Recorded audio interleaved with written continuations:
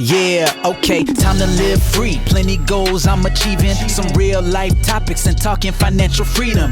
Mindset, soul and love, everything in between. This is Freedom Podcast. Tune in, live free. Hey, got my mindset right and I got the drive. Planning one day, no more job, no more 9 to 5. Love money, mind. Love money, mind. This is Freedom. Tune in, cause it's going down. Woo!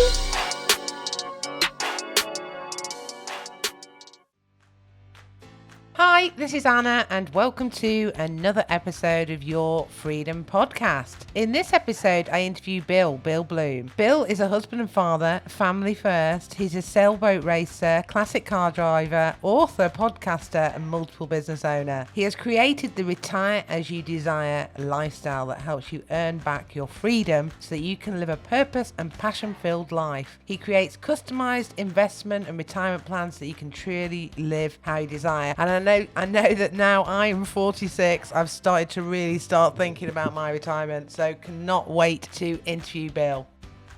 Hey Bill, great to have you on the show. I really appreciate you sparing the time for us today. Anna, this is such a treat. Thank you so much for having me on your incredible show. So it's great. I was brought up by my father, who was a financial advisor. Money has always been kind of a big thing, I suppose, for me. And when I was in the corporate world, I was on that corporate ladder where there was carrots on a string of different bonuses and all these sort of material things. And it wasn't until I kind of went through a bit of a personal journey myself that I got a little bit more balance as regards to life isn't all about money. But in this podcast, I always talk about my 3 pillars that have really helped me get equilibrium in my life. Freedom in love, which is around self-care and self-love. Freedom in money, because financial freedom is important, because when you're struggling financially, it's not great, really. So that's what I kind of mean by financial freedom, rather than how I used to be in the corporate world, that I was always getting these, looking at these materialistic things.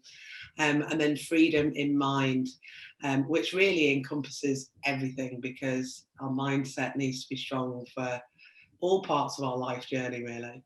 But it's not about being positive all of the time, because I think that's impossible as humans to be this kind of purely focused, positive person every second of the day. So you being kind of like the money guy, explain to us, open up and share your story about your journey of how you kind of are doing all this humble stuff that you're doing today.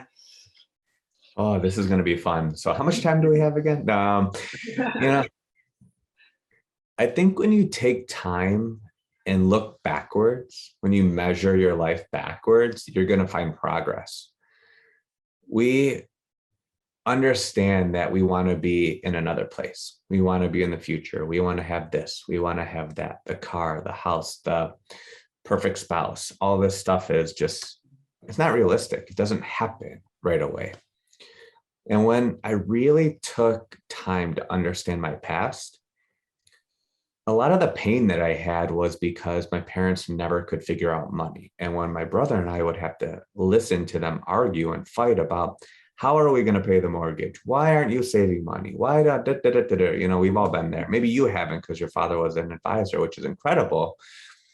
But money is a tenacious thing. Yeah, it's a tool, it's a vehicle, it's a freedom operator. It allows you to do the things that you would love to do with your life. But my childhood really was incredible. I had 2 loving parents. My brother and I grew up in a, low middle class neighborhood, suburbs of Chicago, but we had a great upbringing. And I always look back at that to see, what did my parents do that I wouldn't have done? Even as a kid, I knew I didn't want to live that lifestyle when I would have my own family. And now that I do, it's amazing, because we don't live paycheck to paycheck. And we always had new shoes. We had baseball cards, basketball cards. I mean, they're sitting in my house right now. They could be worth something. I don't even know. I mean, they could have value. But when you grow up with pain, it's only up to you to tell the story. Is it going to be painful? Is it going to be a positive? And I turned it into a positive. I'm a grateful person. I'm an optimist by nature because my parents were not. So I chose at a very young age not to be like that. It's all choices. Yeah. And it's been a really great process ever since.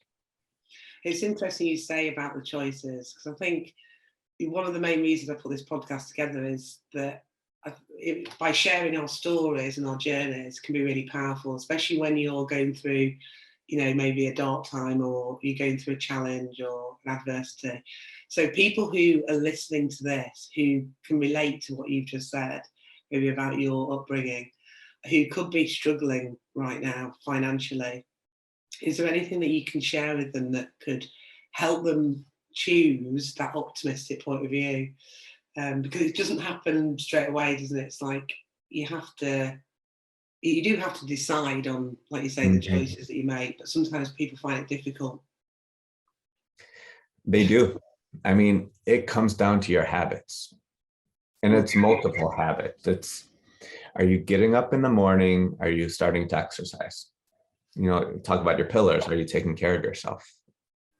Yeah. That's number one, because if you are taking care of yourself, that opens up your brain to really new ideas, opportunities, thoughts, the surroundings, the people who are around you. Number two is, I always say it's okay, and you probably should fire some friends or fire some family. Yeah. And I'm not saying go get divorced. I'm not saying like anything like that, but there are toxic people in your life and you need to eliminate them. And you're choosing not to because it's keeping you comfortable. And when you're comfortable, you're not growing. Yeah. And if you're not growing, your bank account's probably not growing. Your investment accounts are not growing. Your corporation, which you probably don't have if you're in that situation, is not growing. So your wealth is not growing. Because when you grow your wealth, it frees up your time. Yeah, exactly. And that's really the magical thing. So go back to your habits. Are you binge watching Netflix? Are you watching a ton of television? Are you spending countless hours on your phone on Facebook, which is nonsense? If you could take 1 hour a day and turn that into a money-making operation, just 1 hour, 30 minutes, nothing's stopping you. You're choosing not to get ahead. So if you take the time, right, to understand the things you're doing wrong, which we all do, me included, right? I'm part of that. So be honest with yourself, because all progress starts when you tell yourself the truth. And that's the hardest thing we go through in life. But it's no one else's opinion. It's no one else's thoughts that matter. Focus on what you want and go after it. But understand the habits that it's going to take to actually make you get there. Yeah, absolutely. I think you're right. I think the awareness is step one, isn't it? And being honest with yourself about what you're doing and how you're spending your time. And also looking at the cup half empty, or looking at other people's lives, which I think in this day and age, with the social platforms that we have, I think a lot of people fall into that trap of like, oh, everyone's got this perfect life. Which is not true. But you've got to do something about your own if you're living in an uncomfortable position to change that. You've got to do something, you've got to take action. My dad always used to, from a young age, used to always drum into my head that we had 3 bank accounts. I mean, bank accounts is sort of a little bit old-fashioned now, but 3 sort of pots of money. You're spending, you're spending, saving, and you're saving. That was what he always drummed in my head, and that was something that I've taken into my adult life, really. That it's good to have those 3 pots of separation in your finances, really. Is there anything that you can share to help people manage money a little bit better? Oh, this is my favorite one, and it's painful. It's painful. Your audience is going to say, who's this guy? What is he talking about? All right, but it's so simple and it works. I wrote a book about this during the pandemic to help people understand their money. So if you're listening to this, you probably have paper, right? You have paper in your life. Very abundant resource. Take a piece of paper, napkin, something. And then you probably have a pen or a pencil. Again, probably something within arm's reach of you right now. Yeah. Bring it with you for a week and write down where you spend your money. I mean, Anna, think about that. When you go to the coffee shop and you spend $11 on stuff you don't need, okay, write down $11.99. And then you go to your phone and you buy stuff off of Amazon or XYZ or wherever you are, write it down. Because when you write down your goals, magical things happen. You know, I have the sign behind my head, write it down, watch it happen. It's a great reminder. But when you write down where you're spending your money, keeping track of it, I wrote the Your Money Journal so you could bring it along with you and make it painful on purpose. You know, pain is not always a bad thing. You know, you being in a credit card debt, that's painful. That's not good. But bringing a pen and paper around, or the Your Money Journal, write down where you're spending your money, it's going to wake you up. It's going to make you realize that you're overspending in a ton of different places that you don't even realize you're doing it, because it is all about your habits. They're just habits. You need to incrementally change 1% and then another 1%. It's little stuff. It's not big stuff.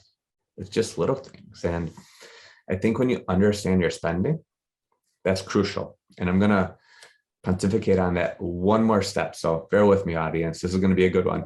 Talking about pen and paper. I tell people to ask themselves 3 questions before they spend money. Number 1 is, can this make me money? If I'm going to spend money on something, could this make me money? Could this make me wealthier?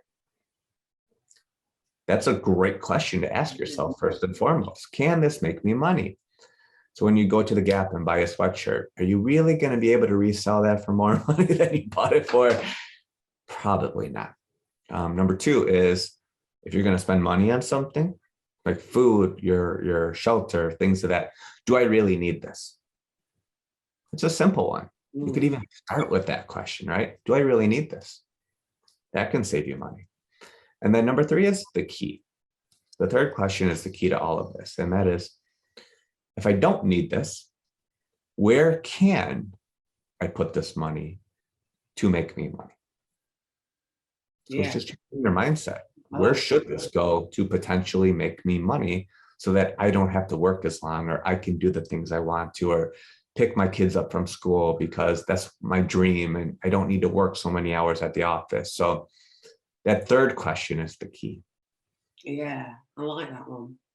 You're making me think right now, so I love it. I think they're really useful. So tell us about the book that you wrote. That when did you write that? In 2020, was that? Correct. I started that in 2020, and I accompanied that book with, I have them right here. It's called Money Habits for Success.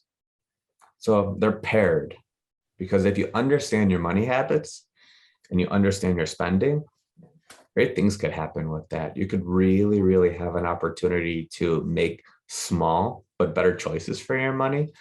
And you might not need a financial advisor. You might be able to do this stuff yourself.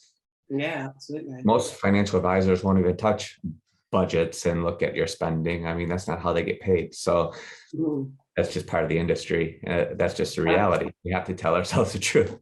So it's really up to you to understand those little things. Track your spending. It's not fun.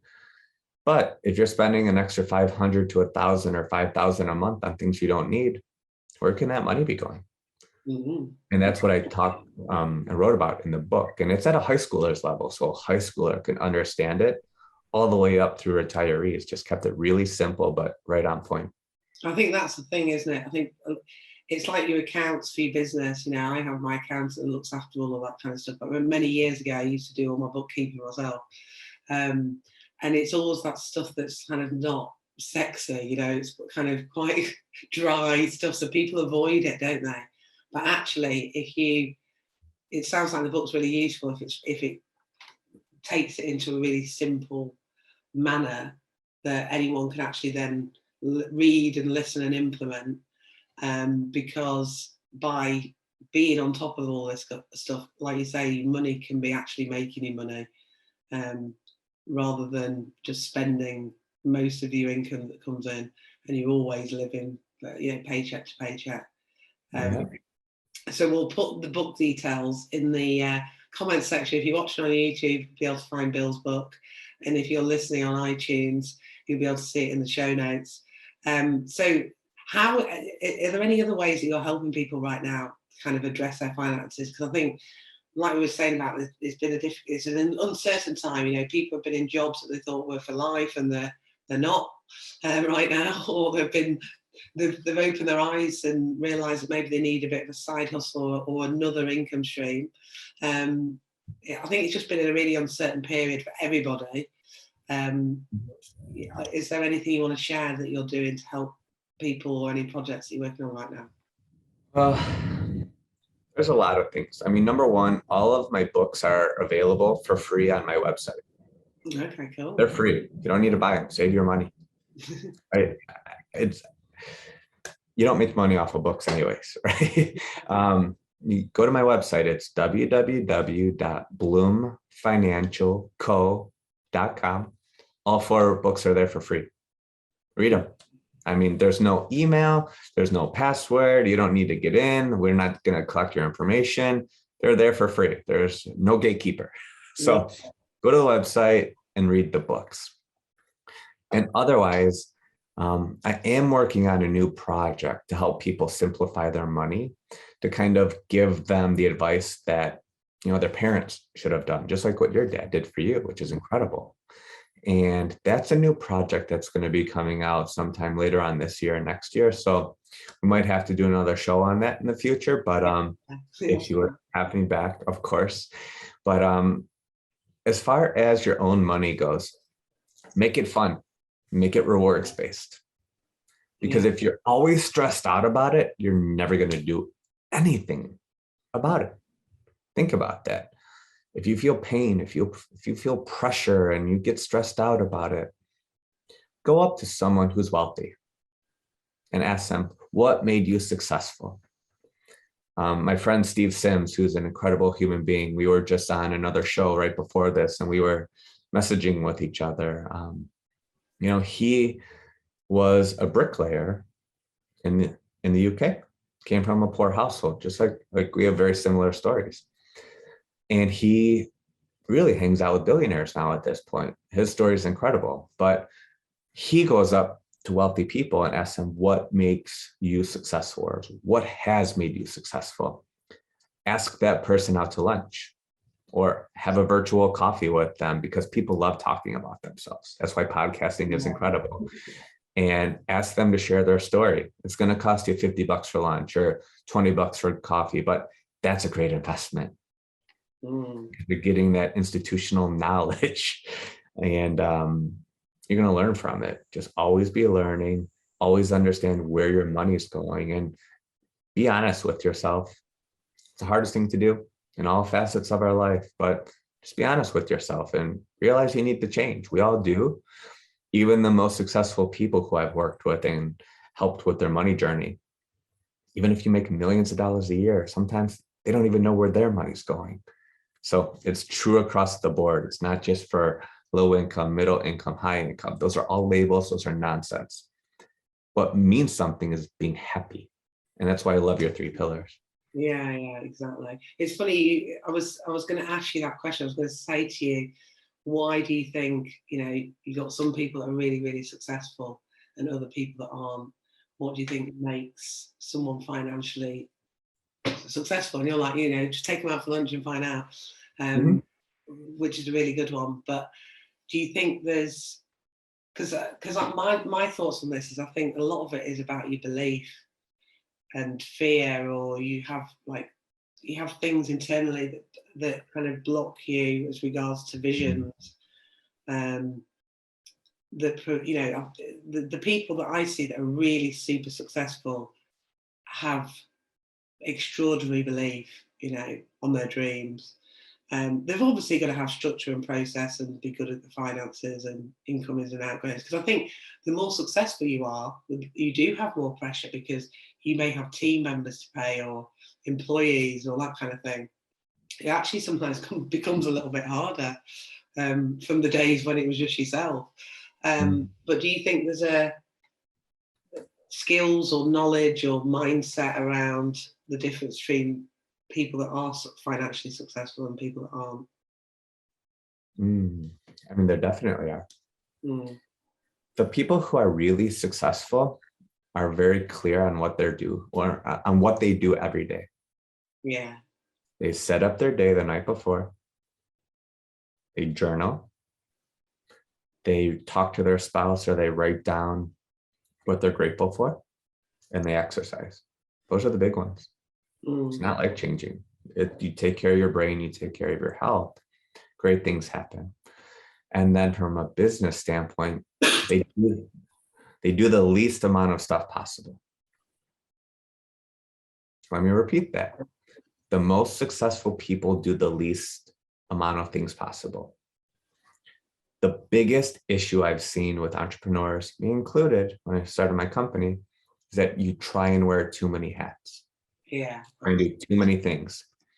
And when you're really laser focused on the 1 to 2 to 3 things that you're really good at that give you energy, that's the only thing you should do. Those are the only things you should do from a business standpoint. And then build a team around you to do those crappy things that you don't like doing. Exactly. We all have them. Dan Sullivan from Strategic Coach, he's my mentor.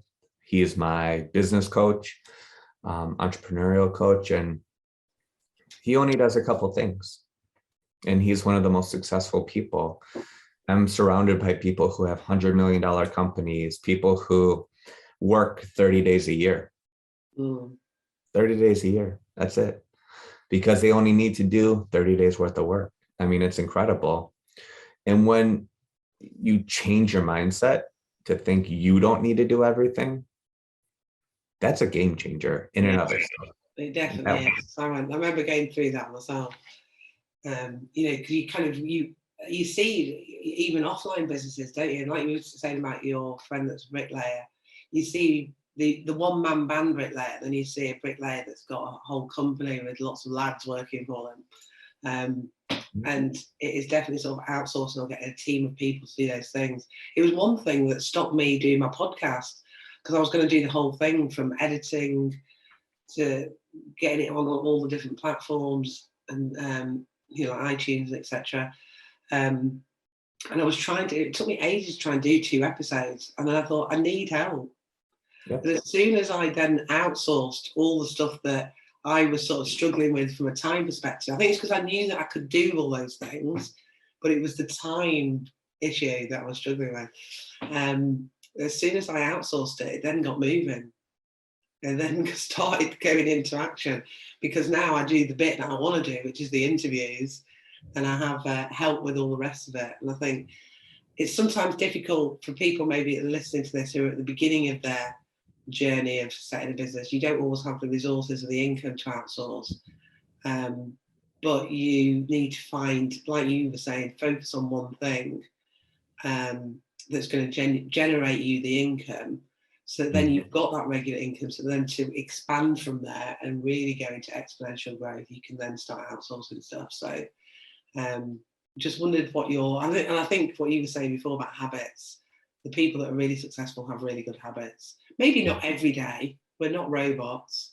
I'm sure they have the days where their habits might have fallen down a little bit because there's been a curveball that's kind of sent them off track, but generally they have good habits for maybe 6 out of the 7 days a week.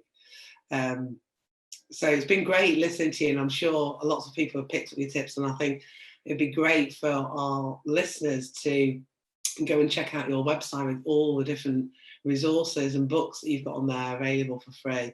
It's definitely a no-brainer to go on there and grab all that information from you. So thanks for your generosity in that, and thanks for sharing everything that you've shared today.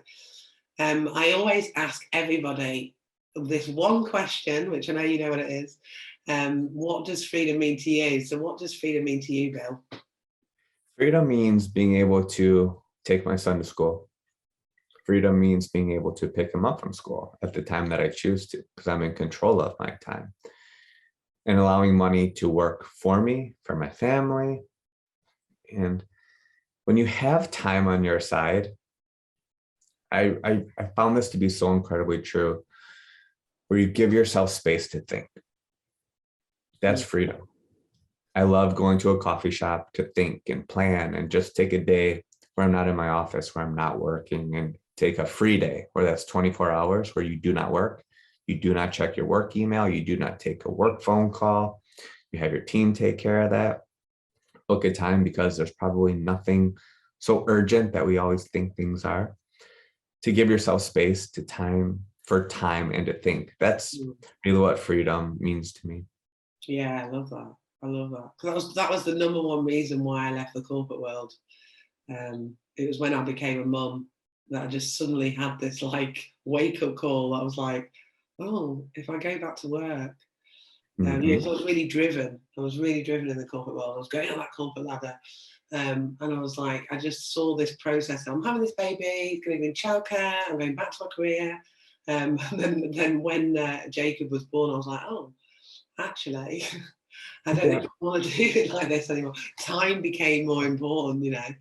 And then that's when I was looking at other ways that I could create an income online. So I think time is one of those things that a lot of people forget until they have maybe a wake-up call or something happens to them that reminds them of how time is far more important than money, or maybe just as important in some respects. You know, money gives us the options, doesn't it? Which I've just read behind you on your left ear. I'm loving your background. You've got some cool reminders there.